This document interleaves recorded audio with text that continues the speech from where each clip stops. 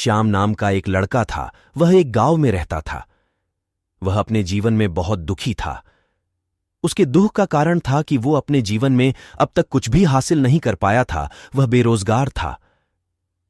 उसके माता पिता, पड़ोसी सब लोग उसे बहुत ताने मारते थे कि तुम्हारे सारे दोस्त कुछ ना कुछ कर रहे हैं, लेकिन तुम अभी भी घर बैठे हुए हो।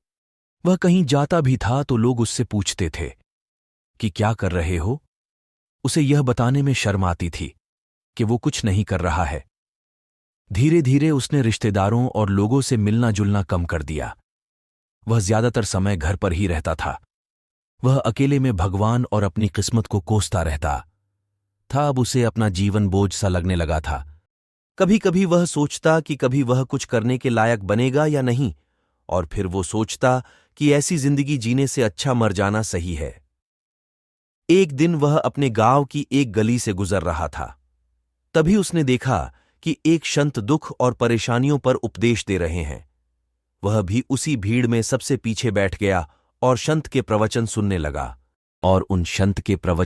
लगा। संत कह रहे थे कि दुख एक शिक्षक की तरह है जो हमें जीवन की सच्चाई दिखाता है और हमें जीवन जीने का सही तरीका सिखाता है। अगर आप चाहे तो जिंदगी को जीना भी सीख सकते हैं और जो चाहे उसे हासिल कर सकते हैं, या फिर चाहो तो एक कोने में बैठकर रो सकते हो। इन सारी बातों को श्याम बहुत आराम से सुन रहा था, लेकिन उपदेश की ये बातें उसको पसंद नहीं आईं और उसने खड़े होकर संत जी से कहा कि कुछ भी सीखने से दुख दूर नहीं होता। इसमें दर्द ही दर्द होता है। दुख की पीड़ा अनंत है। लगता है कि इसके बाद कुछ होने वाला नहीं है। इससे कुछ भी फर्क नहीं पड़ता और इसके सामने तो मौत भी छोटी लगती है। उसकी ये बातें सुनकर संत ने कहा, बेटा, तुम्हारा दुख क्या है? श्याम ने उनके सामने अपनी सारी बातें बताईं और उसने संत से पूछा कि मेरे इन दुखों का आपके पास कोई उपाय है? ये सुनकर संत मुस्कुराए और उससे कहे, तुम उस दिन मेरे पास आना जब तुम्हारे जीवन में वास्तविक दुख आए। मैं उस दिन तुम्हारी समस्या का समाधान जरूर करूंगा। ये कहकर संत वहां से चले गए। श्याम ने सोचा, क्या ये मेरा दुख नहीं है? तो क्या है मैं जिस दर्द से गुजर रहा हूं वो असली दुख नहीं है? क्या मेरा दुख कोई नहीं समझ सकता? जब मां बाप नहीं समझते तो भला संत क्या समझेंगे? उस दुखों से परेशान होकर श्याम ने एक फैसला किया कि अब वो कुछ ना कुछ करेगा।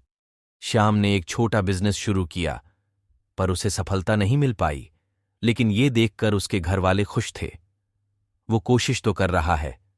वह अपने बिजनेस में लगा रहा और धीरे धीरे उसे सफलता मिलने लगी। फिर उसने रफ्तार पकड़ी और केवल 3 साल के अंदर ही वो एक बड़ा बिजनेसमैन बन गया। अब श्याम के आसपास ऐसे कई लोग थे जो उसकी परवाह करते थे और उससे प्यार करते थे, और उसके परिवार के सदस्य थे जो उसकी तारीफें करते करते थकते नहीं थे। रोज उसके दोस्तों की संख्या बढ़ती जा रही थी। अब वह अपनी जिंदगी से बहुत खुश था। उसके कुछ दोस्तों ने उसे सलाह दी कि जब तुम एक बड़ा बिजनेसमैन बनकर बहुत खुश हो तो सोचो, जब तुम इस शहर और इस राज्य के सबसे बड़े बिजनेसमैन बन जाओगे तो तुम्हें कितनी खुशी होगी, और तुमसे कितने लोग जुड़ना चाहेंगे, और खुद राजा भी तुमसे दोस्ती करना चाहेंगे और जरूरत पड़ने पर आपसे पैसे भी उधार लेंगे। अपने दोस्तों की ये बातें श्याम के मन में बैठ गईं। अब वो और ज्यादा पैसे कमाने की कोशिश में लगा, लेकिन उसे ये सब बहुत ही जल्दी चाहिए था। वह बिल्कुल भी समय बर्बाद नहीं करना चाहता था। वो अपना ज्यादा समय इन चीजों को हासिल करने में लगाने लगा। इसलिए वह ऐसे काम करने लगा जो सही नहीं था। उसने पैसे उधार लेना शुरू कर दिया। ज्यादा मुनाफा कमाने के लालच में वह अपने माल में मिलावट करने लगा। उसने कई बिजनेसमैन के खिलाफ भी साजिश रची और उन्हें डराया धमकाया। जैसा उसके दोस्त कहते थे वो वैसा ही करता था। वो इन तरीकों से ज्यादा पैसा कमा रहा था, लेकिन अब उसका जीवन पहले जैसा नहीं रहा। उसका मन बिल्कुल अशांत था और उसे रात को नींद भी नहीं आती थी। वह हमेशा सोचता ही रहता था। इतना सब कुछ पाने के बाद भी वो सुखी नहीं था। एक दिन श्याम अपनी गाड़ी से कहीं जा रहा था, तभी रास्ते में उसे संत का आश्रम दिखाई दिया और वो संत के पास जाकर बोला, संत जी, आपने मुझे एक बार कहा था जब कभी जीवन में सच्चा दुख आए तो मेरे पास आ जाना। अब मैं बहुत दुखी हूं। मेरी नींद हराम हो गई है, मुझे कहीं भी शांति नहीं मिल रही है। इस तरह श्याम ने अपनी सारी समस्याएं शंत को बताई। शंत ने कहा, जब तुम पहली बार मुझसे मिलने आए थे तब भी तुम किसी दुख में थे। उस दर्द से तुमने क्या सीखा? श्याम ने कहा कि सिर्फ सोचने और चिंता करने से कुछ नहीं होने वाला। अपने सपने को सच करने के लिए मेहनत भी करनी जरूरी है, और सिर्फ मेहनत करने से कुछ नहीं होता, परिणाम भी मिलना चाहिए। जब आपको लगे कि आपका लक्ष्य हासिल नहीं होने वाला, तब रास्ते में चाहे कितनी भी मुश्किलें आ जाएं, मन कितना भी निराश क्यों ना हो, अब कुछ नहीं होने वाला है, तब खुद पर आत्मविश्वास करो। मैं जो भी कर रहा हूं उसमें जरूर सफल होकर दिखाऊंगा। लोग केवल कामयाब लोगों का ही सम्मान करते हैं। कोई कितना भी अच्छा क्यों ना हो, वह हमेशा लोगों की नजरों में बोझ ही बने रहते हैं। ये सब सुनकर शंत मुस्कुराए और बोले, ये वास्तविक दुख नहीं है। तुम्हारे जीवन में वास्तविक दुख आए तब मेरे पास आना, मैं उसे ठीक कर दूंगा। शंत ने श्याम को सोने के सिक्कों से भरा घड़ा दिए। शंत ने कहा कि यह मेरे किसी काम का नहीं है। उस पेड़ के नीचे एक गड्ढा खोदकर गाड़ दो। श्याम ने घड़े को पेड़ के नीचे दबा दिया। जैसा शंत ने बताया उसने वैसा ही किया और वहां से चला गया। कुछ दिनों से उसका कारोबार ठीक चल रहा था, लेकिन व्यापार के गलत तरीके के काम करने पर उसे धीरे धीरे व्यापार में घाटा होने लगा। उसकी सारी दौलत धीरे धीरे खत्म होती जा रही थी, और एक दिन ऐसा भी आया जब उसके पास कुछ भी नहीं बचा और उस पर कर्ज का बोझ चढ़ गया। लेकिन वो थोड़ा टेंशन फ्री था, क्योंकि उसने अपना सारा कर्ज अपने दोस्तों से ले रखा था। उसने सोचा था कि उसके दोस्त बुरे वक्त में उसके साथ खड़े रहेंगे, लेकिन ऐसा कुछ भी नहीं हुआ। जैसे ही बुरा वक्त आया, दोस्त पहले उससे कर्ज मांगने लगे। अगर उसने कर्ज नहीं लौटाया तो उन्होंने उसे जान से मारने की धमकी भी देने लगे। उसके सभी शुभचिंतक और प्रियजन उससे दूर हो गए। उसके दोस्त जो उसके साथ मस्ती किया करते थे, अब उन्होंने भी उससे मुंह फेर लिया था। उसका परिवार उसकी गलतियां और कमियां गिनने लगा। उसकी सारी संपत्ति नीलाम हो गई और उसके पास कुछ भी नहीं बचा। जब उसने अपने पिता से मदद मांगी तो पिता ने कहा कि मेरे पास थोड़ी सी संपत्ति है, अगर मैं तुम्हें दे दूंगा तो मैं तुम्हारी मां को कहां से खिलाऊंगा? ये संपत्ति हमारा सहारा है। श्याम के मन में गहरा दुख छा गया। उसके आसपास कोई नहीं था जो उसके दुख को समझ सके। लोगों के इस विश्वासघात के कारण वो अंदर से टूट गया था। वह सोचने लगा कि अब जीने का कोई मतलब नहीं है, अब मौत ही मेरा सहारा है। वो आत्महत्या करने के लिए पहाड़ी पर जा रहा था। तब उसे याद आया कि शंत ने उससे कहा था, तब मेरे पास आना जब तुम्हारे जीवन में वास्तविक दुख आए। श्याम शंत के पास गया और अपनी सारी बात सुनाई। आंखों में आंसू लिए उसने कहा, शंत जी, मेरे दुख का निवारण करो। तब शंत ने उससे कहा कि जब जीवन में असली दुख आए तब मेरे पास आना, मैं इसे जरूर ठीक करूंगा। श्याम ने कहा, तो ये क्या है? क्या मेरी जिंदगी में दुख नहीं है तो आखिर असली दुख है क्या? शंत ने श्याम से कहा कि पहले तुम मुझे ये बताओ कि तुमने अपने दुख से क्या सीखा। तब श्याम ने कहा कि मैंने ये सीखा है, जो लोग हमारे जीवन में आते हैं वह हमारी सफलता और प्रगति को देखकर आते हैं और वो हमें धोखा जरूर देते हैं, क्योंकि बुरे समय में वे हमारे साथ नहीं खड़े होंगे। वे अच्छे समय में ही हमारा फायदा उठाएंगे और बुरे समय में हमें छोड़ देंगे। उन लोगों पर ही भरोसा करे जो हमारे बुरे समय में भी हमारे साथ खड़े रहते हैं, लेकिन ऐसे लोग बहुत कम हैं।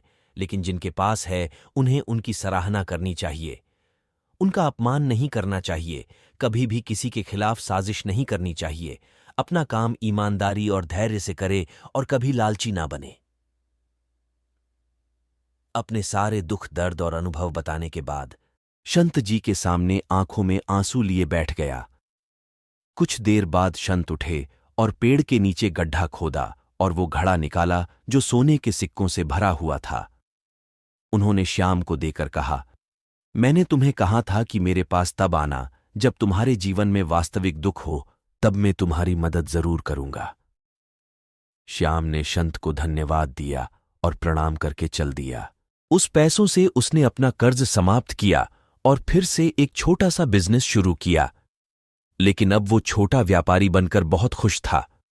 उसने पूरी लगन और ईमानदारी से कारोबार किया और जल्द ही वह अपने शहर का एक बड़ा व्यापारी बन गया।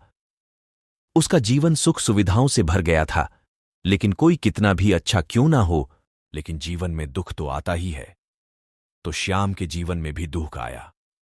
उसके माता पिता की मृत्यु हो गई। वे दोनों एक ही दिन मर गए। श्याम अपने माता पिता से बहुत प्यार करता था, इसीलिए उनके निधन से उसे गहरा सदमा लगा। अंतिम संस्कार किया गया। उसने अपने माता पिता का शव जलते हुए देखा तो उसका मन बेचैन हो गया। उसके मन में कई सवाल उठने लगे। वह घर वापस आ गया। उसने अपने माता पिता के घर और संपत्ति को देखा, जिसके लिए उसके पिता हमेशा लड़ते थे, आज वो खाली पड़ा था। जिन्होंने इसकी देखभाल की, इसके लिए लड़ने वाले इस दुनिया से चले गए। उसके पिता ने जो कुछ कमाया वो सब यहीं रह गया। एक दिन पहले तक अपनी संपत्ति के लिए उसके पिता मारपीट करते थे। आज वो खुद इस दुनिया से चले गए। उसका मन ऐसे अनेक विचारों में भटक रहा था। वह अंदर से अकेला और डरा हुआ महसूस कर रहा था। उसे लगा कि कुछ तो है, लेकिन वह समझ नहीं पा रहा था। इसलिए वह शंत के पास फिर गया। उसे देखकर शंत ने कहा, क्या जीवन में कोई दुख है? श्याम ने कहा, वैसे तो जीवन में कोई दुख नहीं है, सब कुछ अच्छा चल रहा है। लेकिन आज मेरे माता पिता का देहांत हो गया है। मैं इस घटना से बेहद दुखी और परेशान हूं। शंत ने कहा, इसमें दुखी होने की क्या बात है? एक दिन सबको मरना है। मुझे भी मरना है, तुम्हें भी मरना है। शायद तुम कल ही मर जाओ या आज भी मर सकते हो। श्याम ने कहा, क्या कह रहे हो शंत जी, मैं भी मर जाऊंगा। लेकिन मैं अभी जवान हूं। शंत ने कहा कि सभी जी रहे हैं। यही सोचकर के मृत्यु केवल बड़ों को आती है, लेकिन ऐसा नहीं। जवान भी मर जाते हैं, बच्चे मर जाते हैं। मौत का उम्र से कोई लेना देना नहीं है, ये सभी को प्रभावित करता है। शंत की ये बातें श्याम के मन में बैठ गईं और वह चुपचाप चला गया। लेकिन उसका मन अभी भी बेचैन था। वो खाली महसूस कर रहा था। वह सारा दिन अपने बारे में ही सोचता रहता था कि वह कौन है, वह इस दुनिया में क्यों आया है, इस जीवन का लक्ष्य क्या है। ऐसे कई सवाल उसके दिमाग में लगातार उठ रहे थे, लेकिन उसे अपने किसी भी सवाल का जवाब नहीं मिल रहा था और उसका दुख दिन पर दिन बढ़ता ही जा रहा था।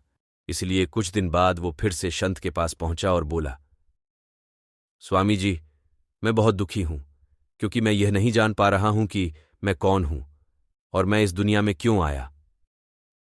ये सुनकर शंत मुस्कुराए और बोले, आज तुम्हारे जीवन में पहली बार सच्चा दुख पैदा हुआ है। ये वास्तव में दुख कहलाने लायक है। हम नहीं जानते कि हम कौन हैं, हम क्यों आए हैं। श्याम ने शंत से कहा कि उसकी दुर्दशा को दूर करें।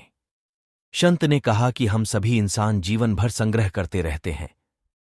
श्याम ने कहा, कोई भी इंसान अपने साथ कुछ भी नहीं ले जा सकता। वह सिर्फ अकेला आता है और अकेला ही जाता है। मेरे माता पिता भी अपने साथ कुछ भी नहीं लेकर गए। धन, संपत्ति, वैभव सब कुछ यहीं पर छोड़कर चले गए। शंत ने कहा, अब मेरी बात ध्यान से सुनो। इस संसार में हमें जो संग्रह करना चाहिए वह हम नहीं करते, बल्कि चीजें हमारे सामने होती हैं, लेकिन हम उन्हें देखने की कोशिश नहीं करते। हमें इस दुनिया में जो कुछ भी इकट्ठा करना है वह हम खुद हैं। हमें खुद को जुटाना होगा ताकि हम एकजुट हो सके, खुद को पहचानने में सक्षम होने के लिए। हमें प्यार, नफरत, गुस्सा, क्रूरता, प्रतिष्ठा, सम्मान, पहचान, धर्म, जाति, सैकड़ों ऐसी चीजों और इच्छाओं में हम बटे हुए हैं और टुकड़ों में जीवन जी रहे हैं।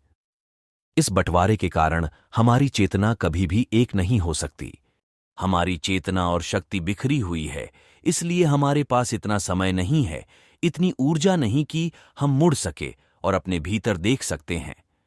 वास्तव में धन, सम्मान और सुविधाओं के अभाव को लोग दुख समझते हैं और जीवन भर के लिए इसे दुख कहकर रोते रहते हैं और समाधान खोजने का प्रयास करते रहते हैं। उन्हें अपना समाधान कभी नहीं मिल पाएगा, क्योंकि जिसे लोग दुख कहते हैं वह वास्तविक दुख नहीं है। ये सिर्फ एक आदमी की इच्छा है, उसकी इच्छा कभी पूरी नहीं हो सकती। इसीलिए व्यक्ति को कभी उनके सवालों का जवाब नहीं मिलता। इसलिए इन सबसे परे यदि आप अपने दुखों का परम समाधान चाहते हैं तो सबसे पहले खुद को समझना होगा। इस दुनिया से अपनी ऊर्जा वापस ले लो और इकट्ठा करो। अपने आप पर ध्यान केंद्रित करो और ध्यान दो। अपनी मृत्यु से पहले अपने आप को जानने की कोशिश करो, बिखरो मत। श्याम ने कहा, शंत जी, क्या हम इस संसार को छड़ दें? हमारी सभी इच्छाओं को मार देना चाहिए। किसी से प्रेम नहीं करना चाहिए, बच्चे नहीं करने चाहिए, सम्मान की आशा छोड़ देनी चाहिए। शंत ने कहा कि भावनाओं और इच्छाओं से ऐसे बिखरे हुए मनुष्य में से बाहर निकल आओ। जैसे कोई पत्थर पहाड़ से अलग होकर गिरे तो जिस पर पर्वत का कोई कंट्रोल नहीं होता सिवाय देखने या परेशान होने के अलावा, और ठीक वैसे ही मनुष्य की इच्छाएं बेकाबू और दर्दनाक हैं। उसका अनियंत्रित मन इच्छा करता रहता है और कल्पना करता रहता है और यह दुख देता है।